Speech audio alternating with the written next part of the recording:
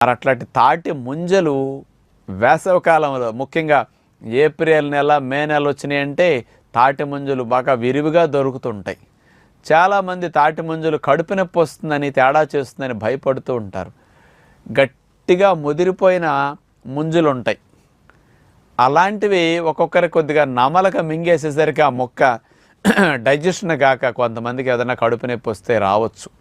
అలాంటి గట్టిగా ముదిరిపోయిన తాటి ముంజలు మానేసి తాటి ముంజు లోపల నీళ్లు ఉంటాయి, ఆ నీళ్లుండే ముంజలు లేత ముంజలు మనం తింటుంటే కూడా మెత్తగా లూజుగా ఉంటాయి చూసారా, అలాంటివి వాటిని అట్లా తాటి ముంజలు చెక్కి కోసిచ్చినప్పుడు వేలుతో తోడుకు తినేసే పద్ధతి అది మీకు కరెక్ట్గా తెలిసిపోతాయి. వేలు ఇట్లా తోడుకునేటప్పుడు కనుక ఫ్రీగా వెళ్ళి ముంజని కట్ చేసి తీసుకొస్తున్నదంటే అది లేత ముంజలు, అవి చాలా బాగుంటాయి. ఇట్లా వేలు పెట్టి తోడేటప్పుడు